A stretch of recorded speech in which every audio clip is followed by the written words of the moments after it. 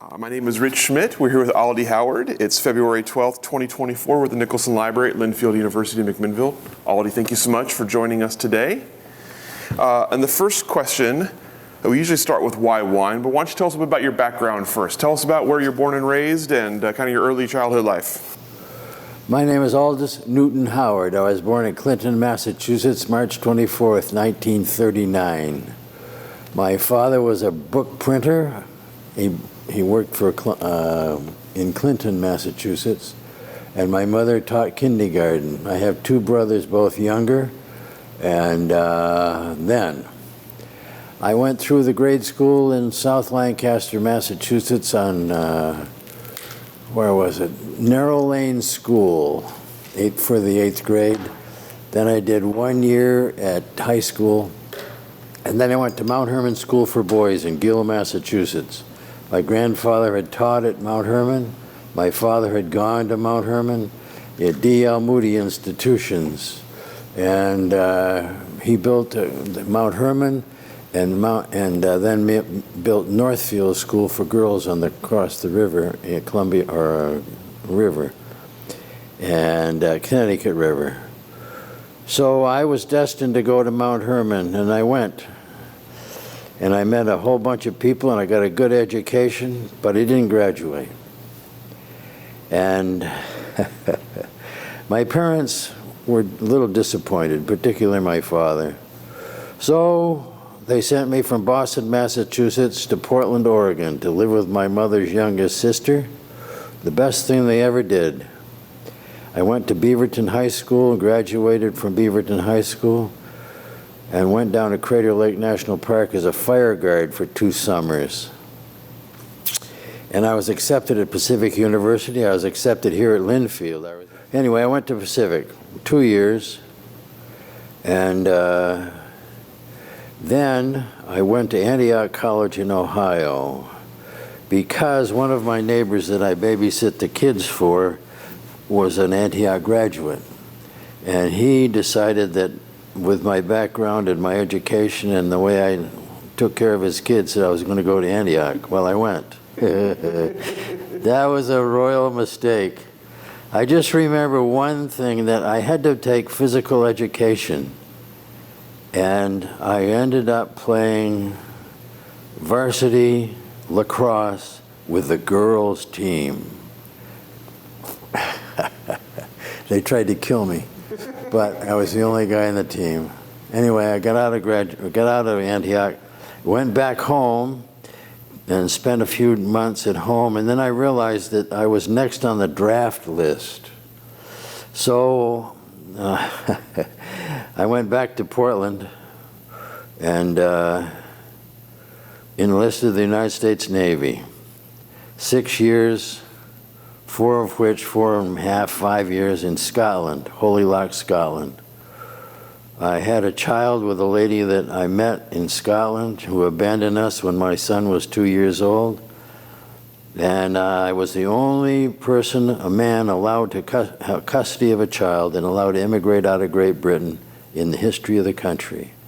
I got a solicitor, a lawyer, and we went down to London and got everything straightened out, and they rewrote the law. And I was able to get back into the country. And I remember going through immigration in Boston. I had a shack papers like this, and the old man with a hat on came up and he looked at me and looked at my son, and he said, "Welcome to America." And he took a big stamp, boom. So that was then. I stayed with my mother and father for a couple of years. I went to get out of the Navy early. I had to get accepted at the university, so I was accepted at the University of Denver in Colorado. And as I mentioned earlier, my mother taught kindergarten, and there was a lady named Carol Christie. I went skiing with her and broke my leg in Loveland Basin. And right up the canyon, there was another avalanche. And everybody left but the doctor. And here I am with a bunch of people in this, all busted up. And the doctor says to me, he said, "Can you hobble over here?" I said, "Yes, I can." So I hobbled over. He said, hold this guy down. I'm going to turn his foot the other way. So I grabbed this guy right across the chest and held him down, and Doc turned his foot around. And I had a spiral break in my leg, which was okay, you know, it wasn't too bad. And I went to the hospital in Denver and recuperated. I broke 3 casts. One was dancing. I fell off the stage with this lady. And then I broke one going downstairs and another one, I can't remember. But anyway, the doctor told me, one more break in this cast and I'm going to lock your ass up in hospital and you won't get out till it's well. So I got better. And then I went to work for Western Electric Telephone Company. It was AT&T Telephone, but Western Electric as an installer. And I did that. I was, you know, my leg was okay, but it wasn't the best. So I did that for about a year and saved my money.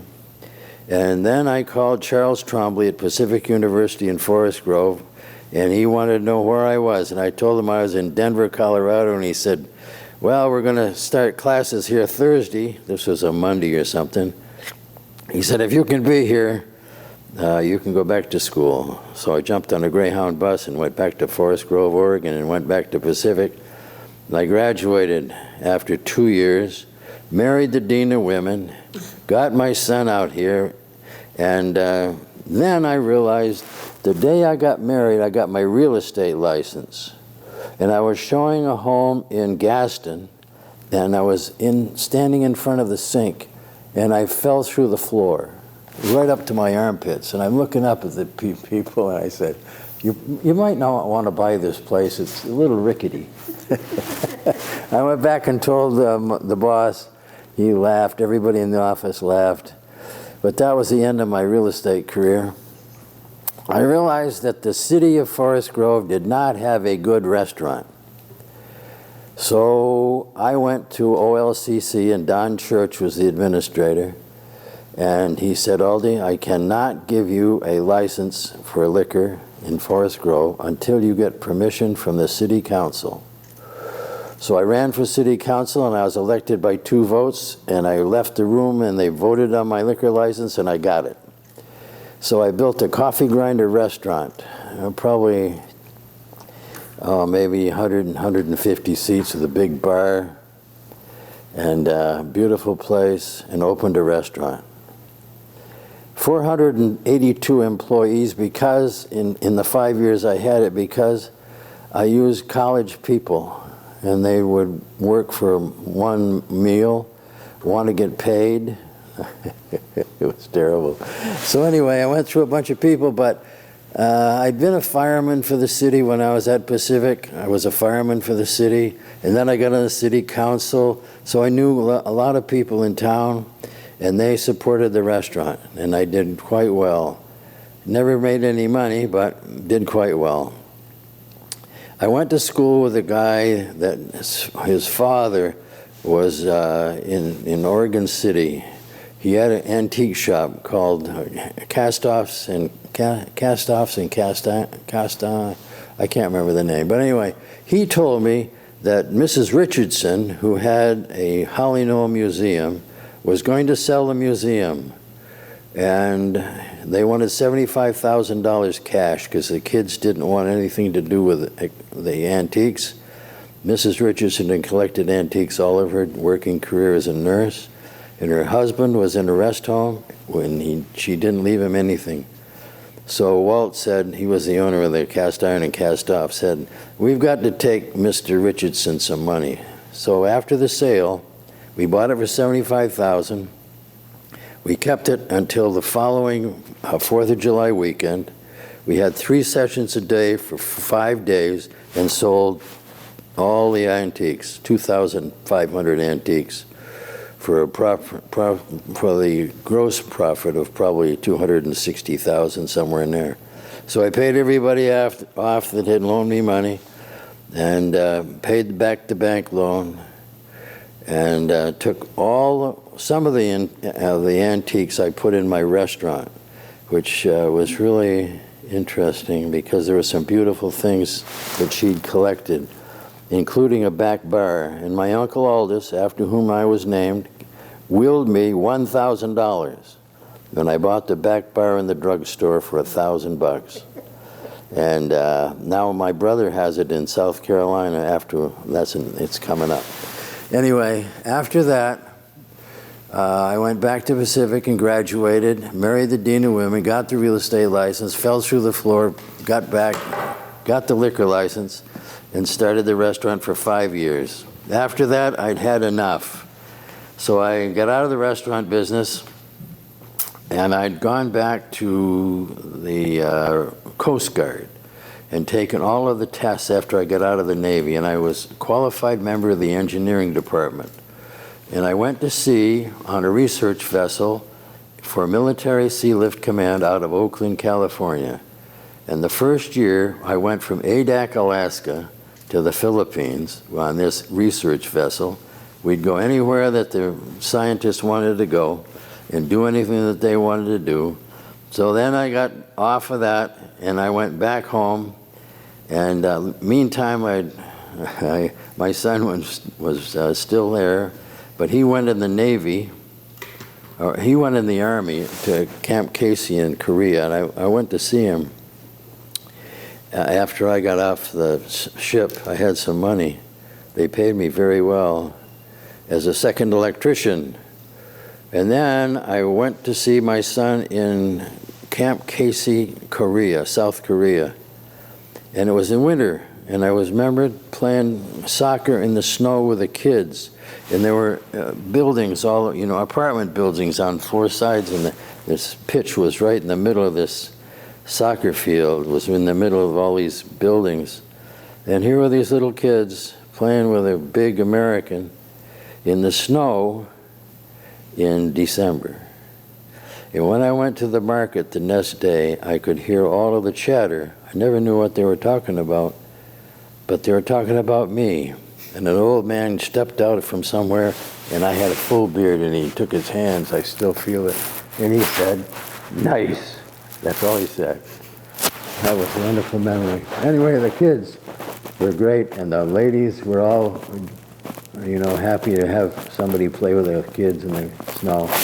So anyway, I saw my son, and he was in the Army, Camp Casey in Tongachun, South Korea. And I came back, and then what did I do? I think that was when I went, the 1974 Career Employment Training Act of 1974. Then I went to the city of Tigard under that auspices, and as director of or assistant to the director, the city manager. And he was from St. Albans, Vermont. He was a Mormon guy. And all of the planning department resigned. One of the guys said, "I'm not working for any Mormon." And I thought, this is crazy. But anyway, the whole department packed up and left. And there I was, the planning director. And I told the boss, I said, "Can I apply for this job?" He said, "You sure can. If you can bail out of this one, you can have the job." So for 7 years, I was a planning director in Tigard, Oregon. The city went from 7,500 to 23,000 people in that 7-year period. I went back to Portland State, got a master's degree in public administration, and left when my friend from school went to Kodiak, Alaska as a deputy manager, and that manager quit, and Bill Biven became the manager. And he called me up at 2 o'clock one morning, and he said, "Are you interested in the job in Kodiak, Alaska?" And I said, "Sure." I packed my stuff, went to Kodiak, Alaska. And then we hired a new chief.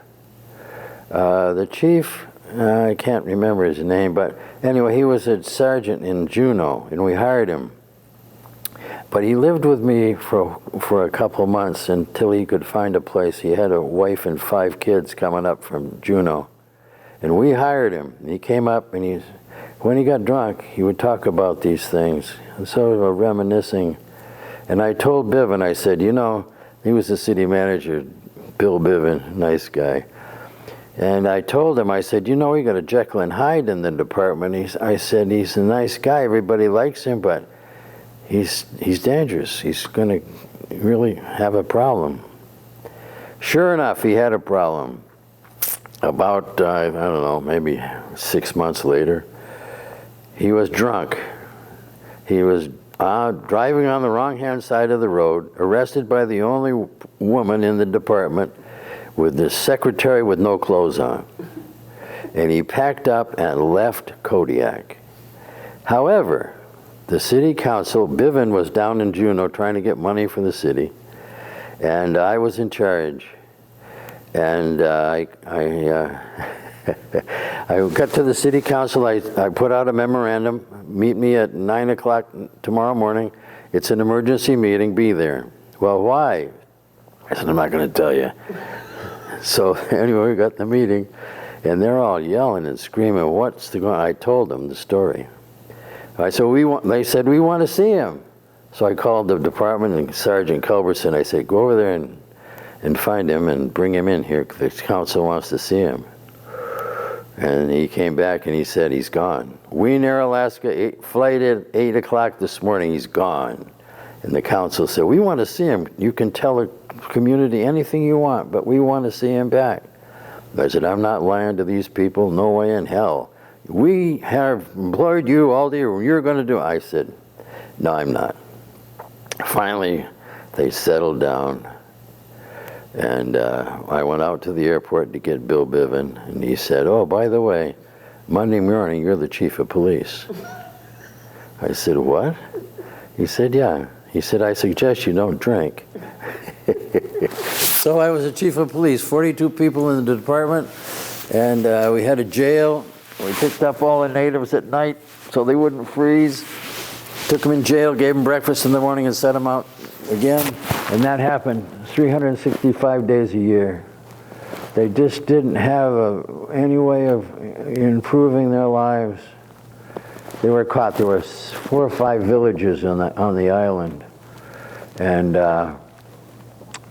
they had school, but then they came in for high school into Kodiak, and some of them did very well, and others didn't do very well.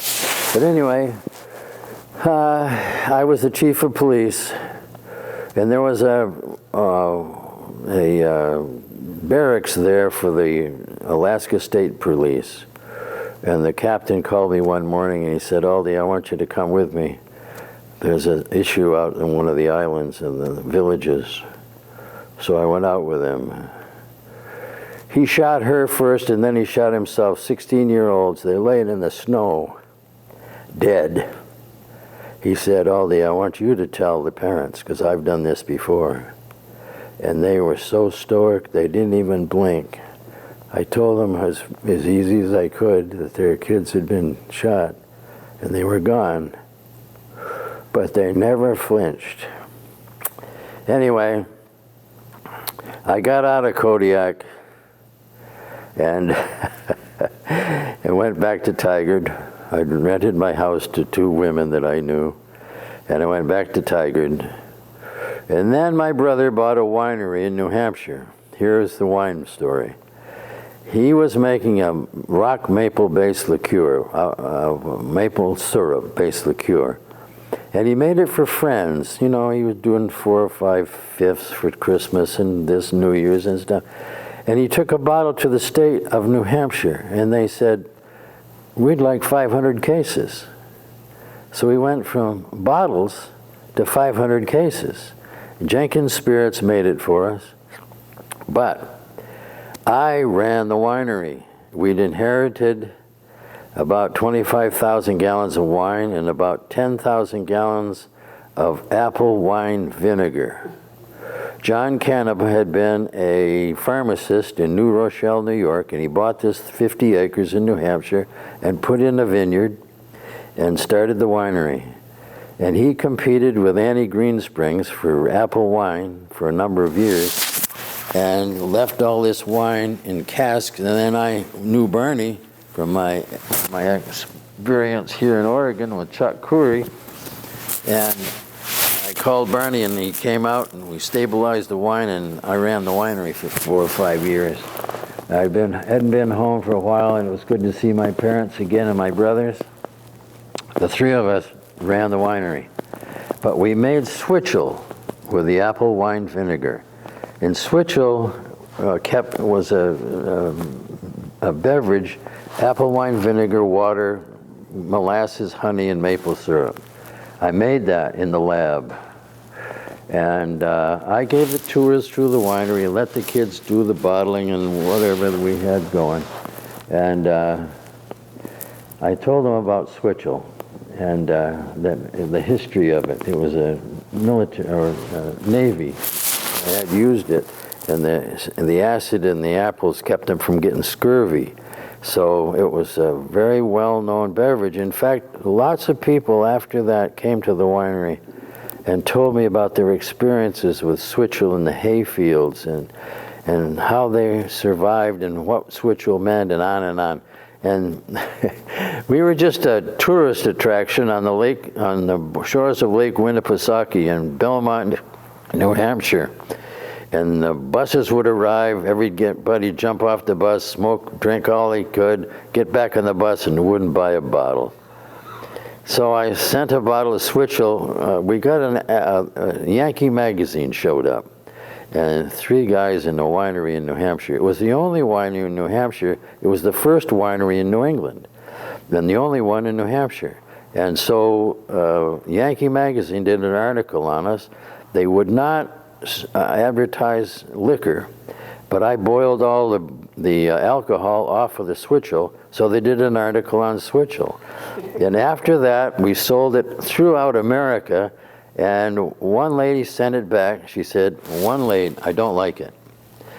And she had a little bit tasted in the bottle. I put that in a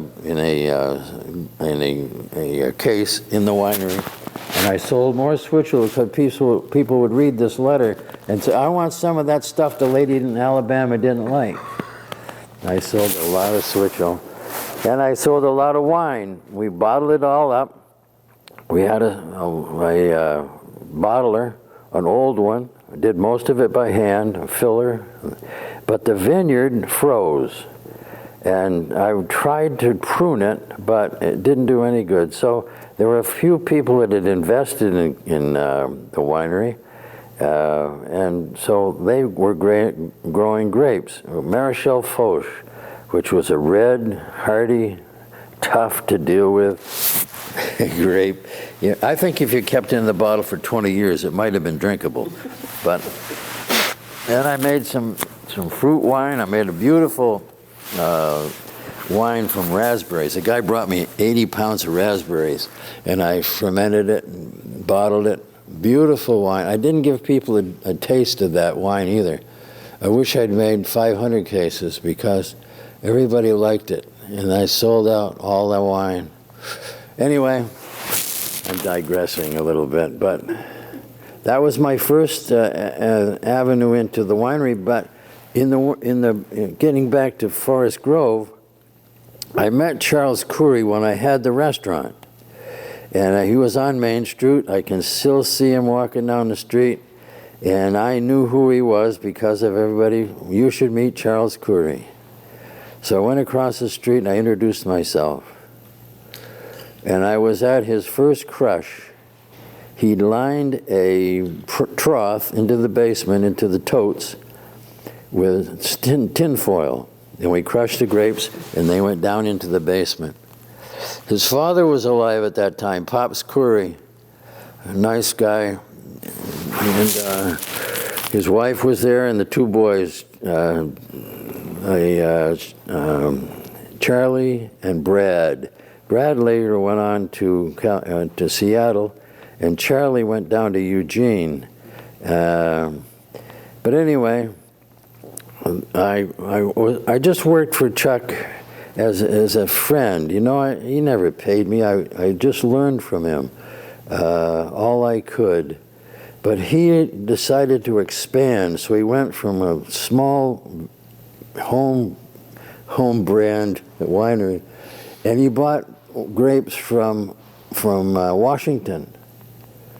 And he didn't really wash them off properly. And so when he crushed them, here are the vats, just sort of brown, green, blue, purple.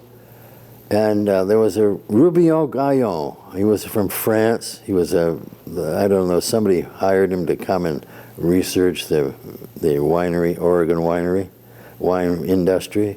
And he went by these totes and he looked over, and I was right behind him. And he said to Chuck, "Monsieur, this will not be your finest vintage."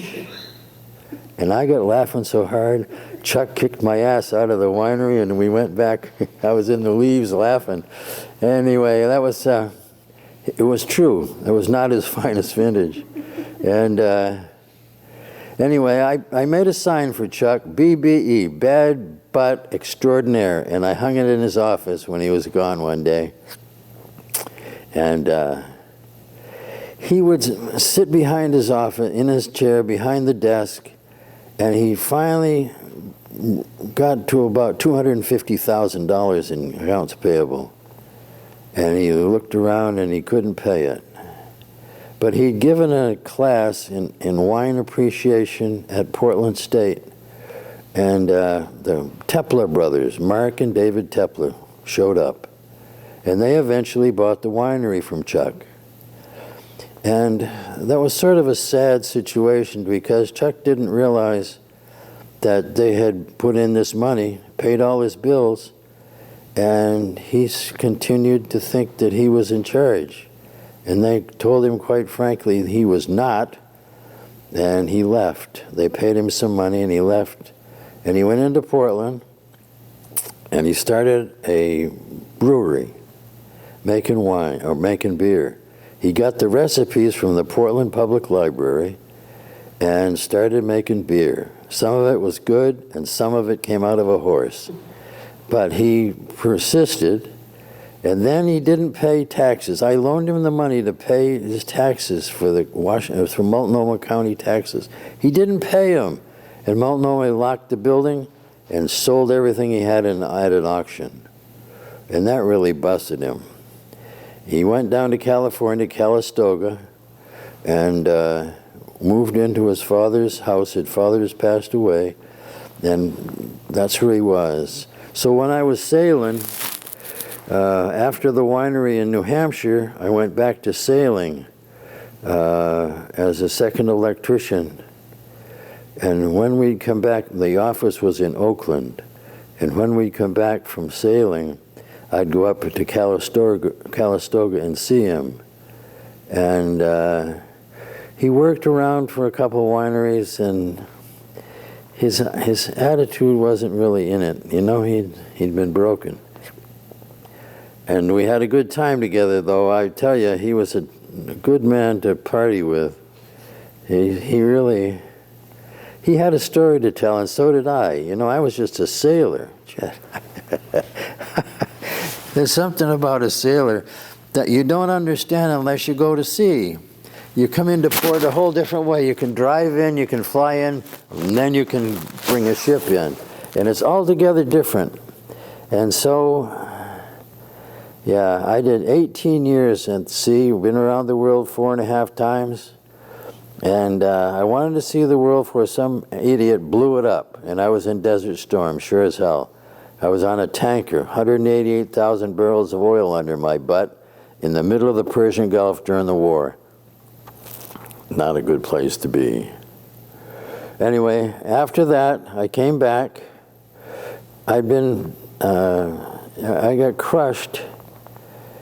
I got crushed on a survey or a supply ship in Subic Bay with two forklifts came together and busted my hip. And when I got better, I went back to Oakland. I met this lady who had a couple of children. I later married her in the Philippines and adopted the kids. And we came to America, but when I was injured, I went back to Oakland and I got fixed up, patched up. And they made me a purser, administrative officer. So I went from the bilge to third in command of the ship. Unbelievable. You know, it was the captain, the repair officer, and me, the purser, in charge of these huge 100 feet across, 266, 366, 566 feet long, huge ships. Then we come along and we were the resupply for the battle group. There was a carrier and a couple of destroyers and an escort and a submarine lurking around. And we'd pump oil to them. We could pump diesel, JP5, water, anything they needed. And one day I went across in a Jacob's chair, and they dunked me in the water between. They'd shoot a line across, and then the chair would go across, and then you'd sit in this little chair, and the bosun slacked the line, and I went into the drink. Then everybody laughed.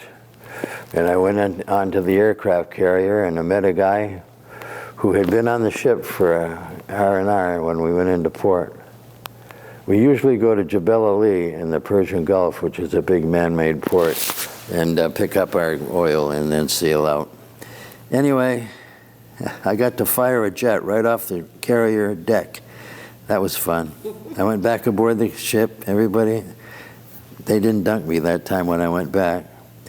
Anyway, I got out of that 18 years, went back to Forest Grove, settled down, and I started to be a land use consultant. And while I was in Forest Grove before, I should tell you that I knew Dick Erath. I worked for him 2 crushes. Yeah, he was a good guy. I knew his son, I knew his wife, first wife. And I worked for him. I worked for the Myron Redford and his brother, Steve.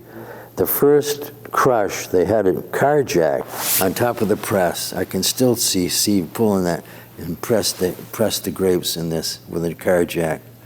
We went down a couple of days and picked grapes for Myron. He's in Hawaii. I just spoke to him last week. Anyway, then I went back and I had my consulting business, and I still had an interest in winery. My wife had a wine club out of Portland, a wine group. I knew a lot of the people in the wine industry, and then I met a guy named Peter Cummings. Peter Cummings had done very well in the toy business, making toys. He started out making boomerangs in Australia. He's an Australian boy. Then he made some product in Forest Grove at the old armory, and I took them dinners. They work all night, and then I'd take them dinner at night so they could work. And he helped me with a toy that I had from the Holly Knoll Museum sale, Mrs. Richardson's sale.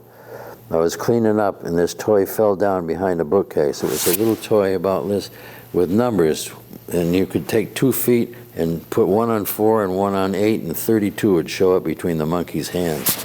It was patented in 1917, and again they did 2 patents, 11 and 17.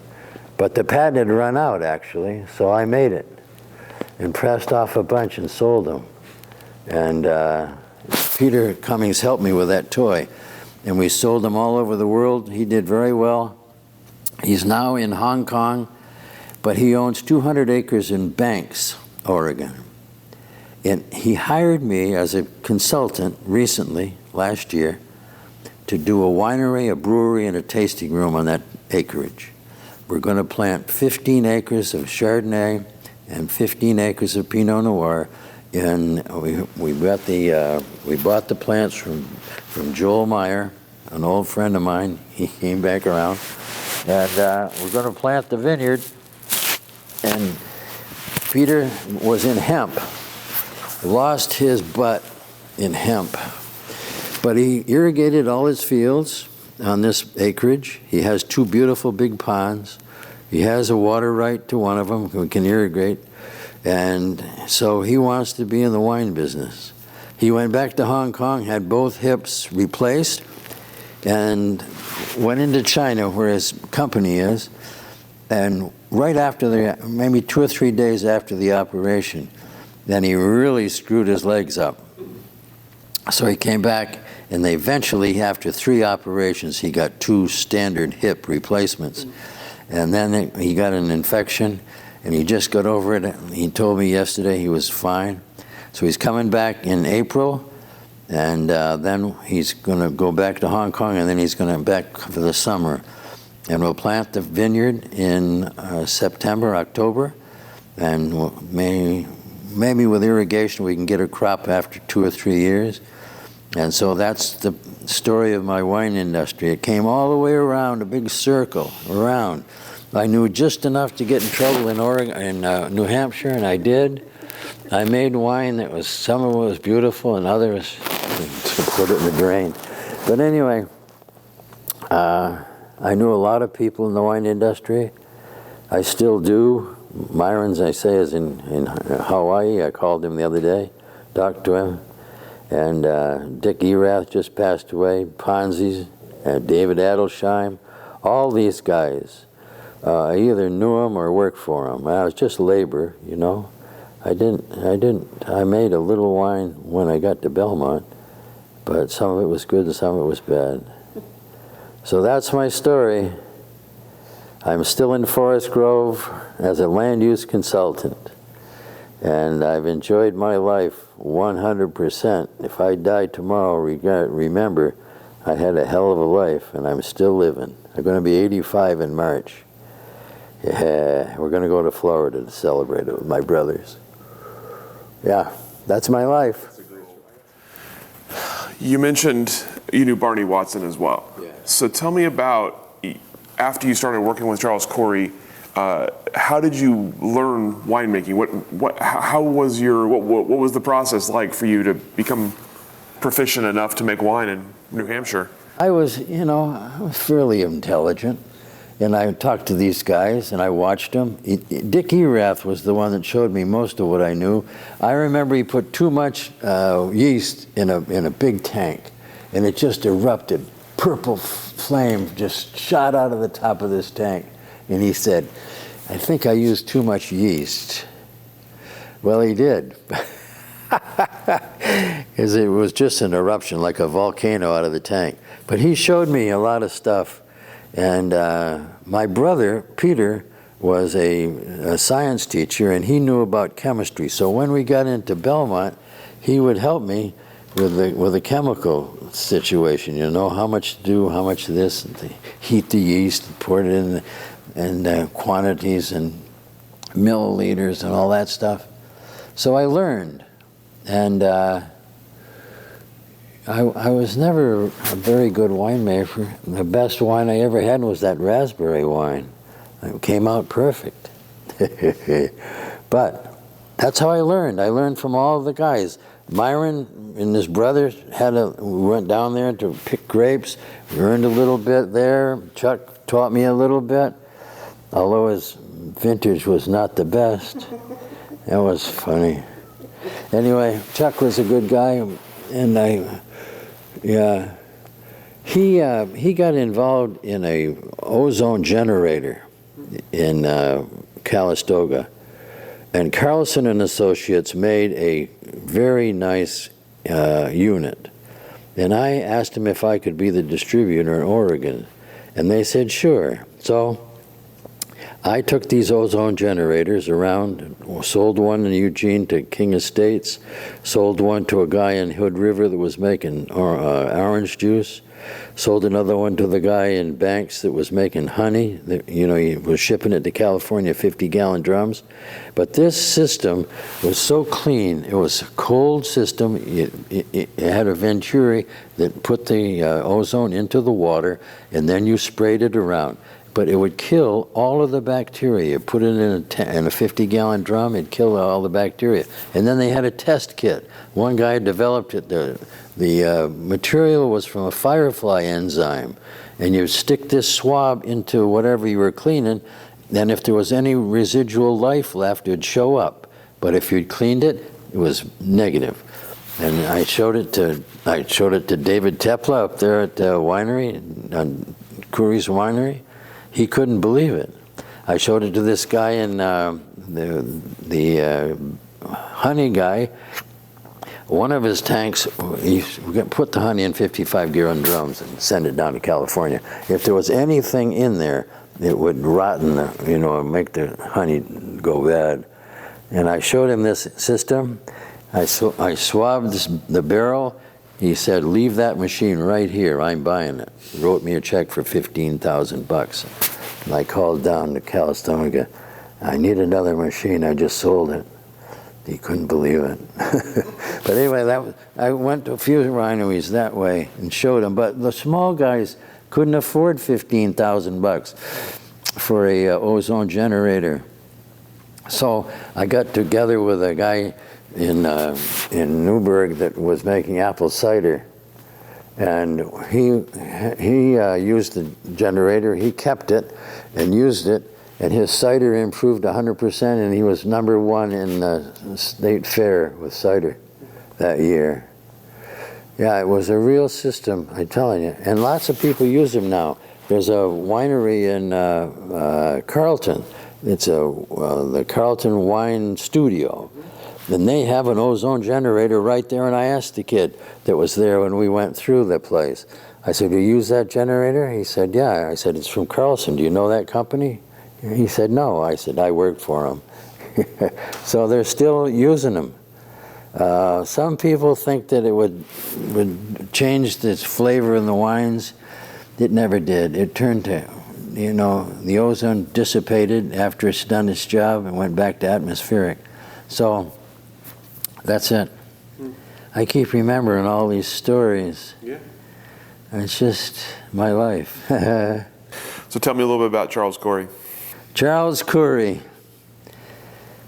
He was an irascible son of a bitch. Unless you treated him with respect and realized that he was intelligent, and then he got along fine. Well, I remember once in the vineyard, he was shooting robins with a shotgun.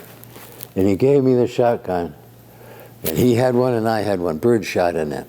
And he was trying to hit the robins. He missed it.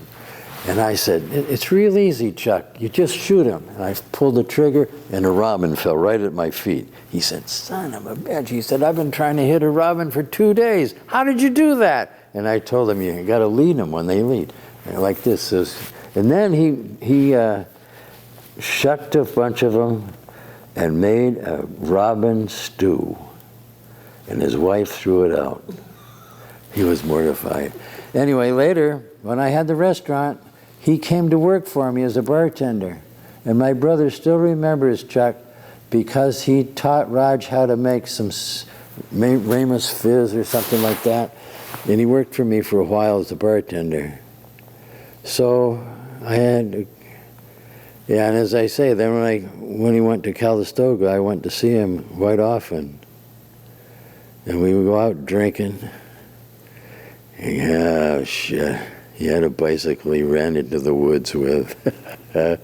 We had a good time. He was a good guy. Charlie, you interviewed Charlie. I asked you. You said you interviewed him. Brad, I don't think Brad's alive.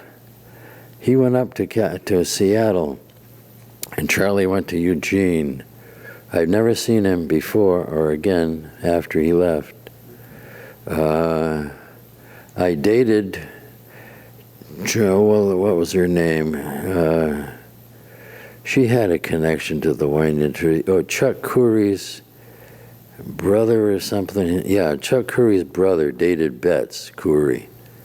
And I dated her for a while.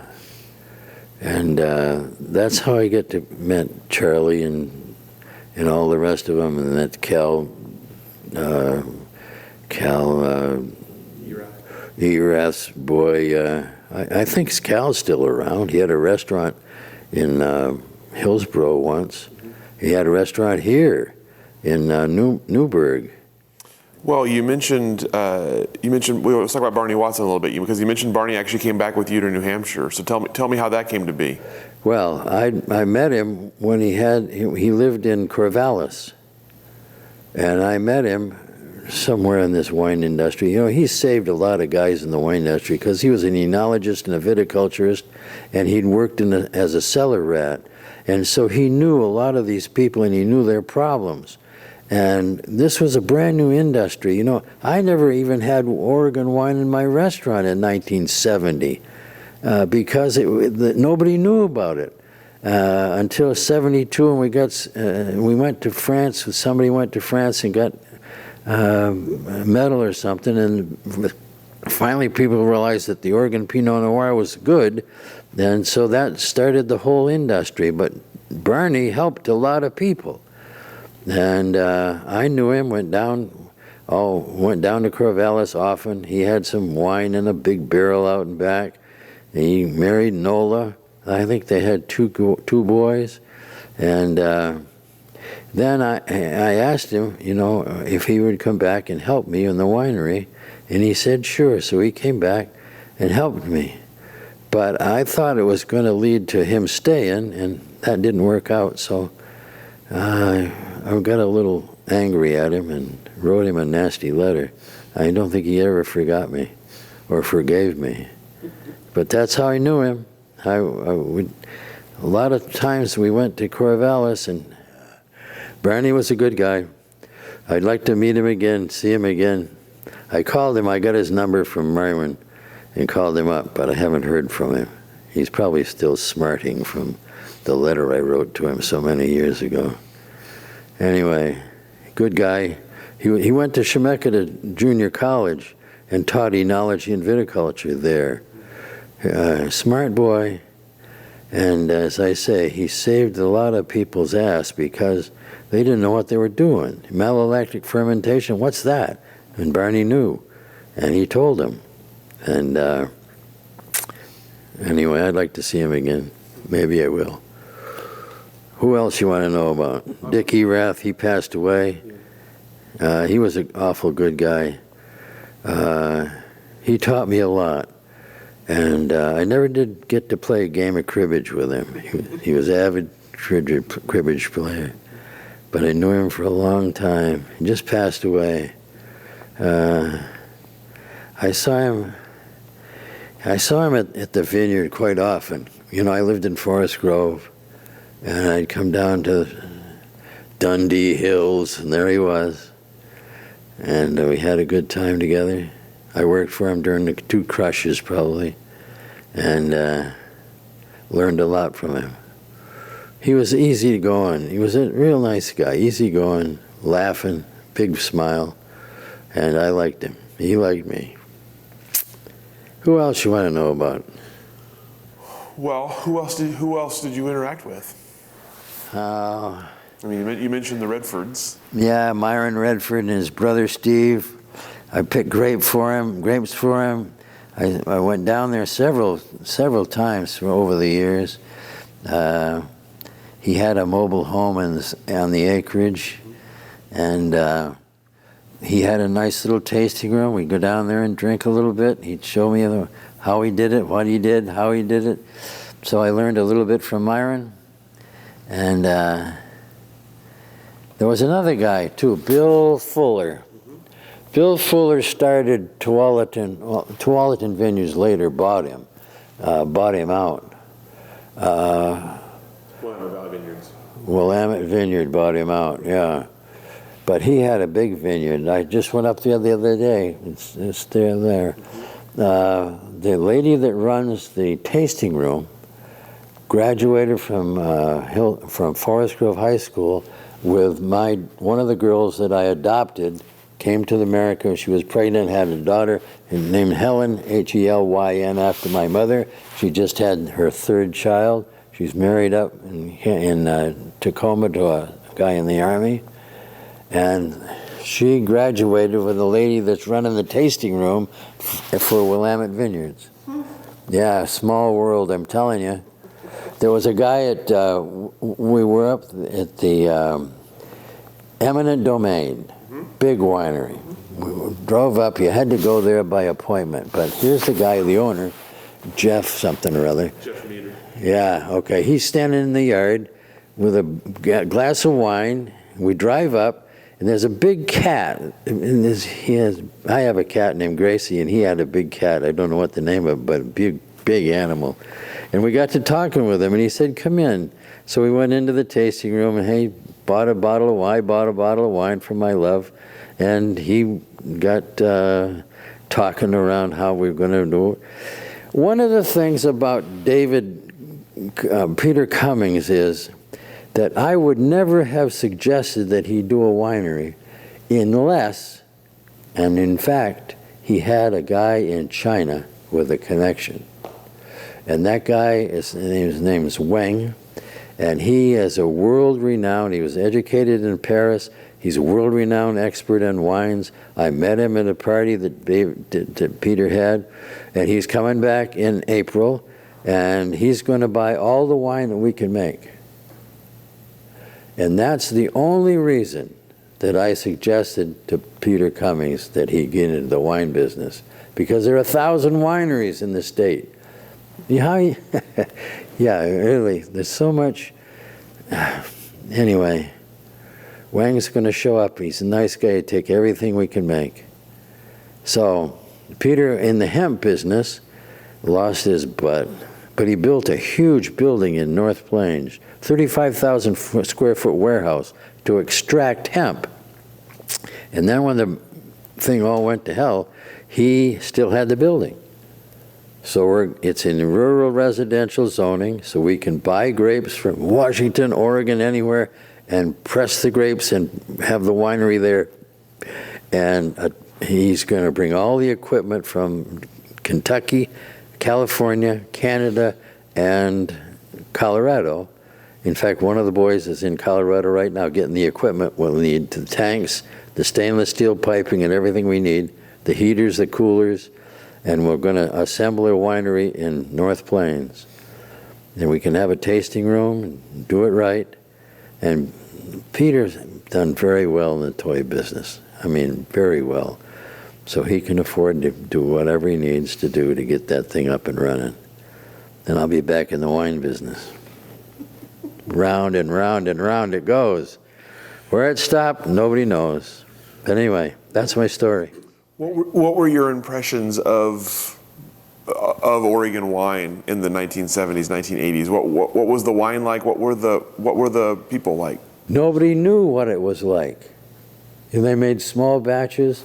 They experimented. You know, Chuck planted Pinot, and you planted Gewürztraminer, and a couple of other varieties that you could make wine. That was one thing about Barney. He went around every vineyard in this state and made a little wine from each of the wineries. And he had it down there in Corvallis, in jugs. I remember that. Little bubblers on the top of this stuff, some fermenting. But anyway,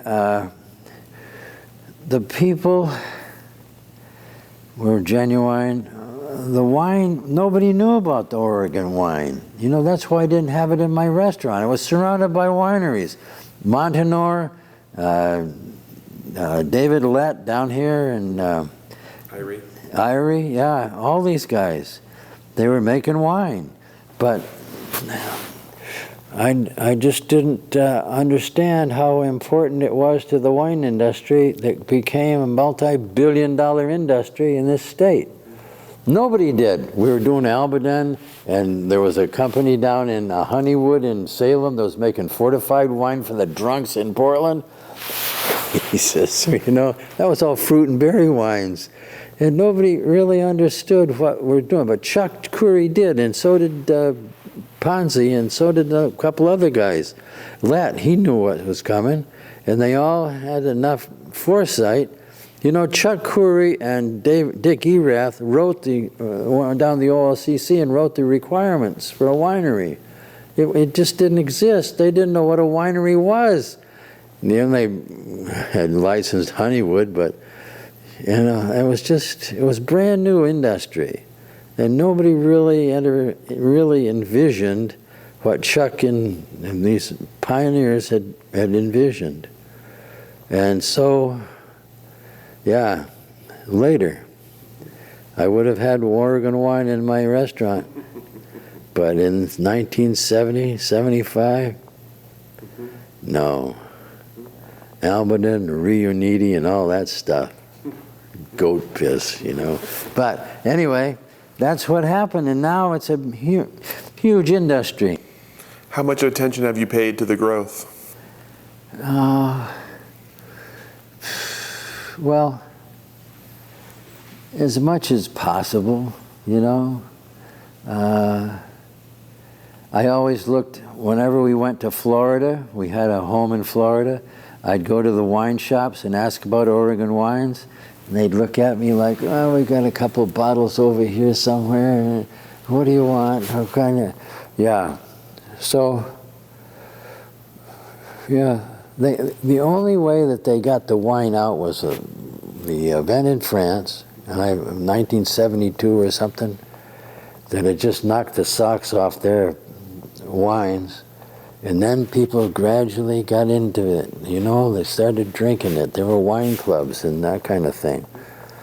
And now, you know, Erath was the only vineyard in Dundee. And now, you drive through the Dundee Hills, and there are hundreds of wineries in that place. So I had a wine festival once in Forest Grove in the gymnasium. Got a bunch of wine guys to come in. Yeah, had a good time. Didn't make any money, but had a good time. Yeah.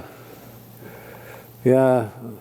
You know, when you called me up, when I called the lady at Wine Press, and she mentioned you, and we got together, I started thinking about all this stuff. You know, how I involved and how the thing and where I was. And you forced me to do a lot of thinking, which is probably a good thing. And my memory is not quite what it was, but I remember a lot.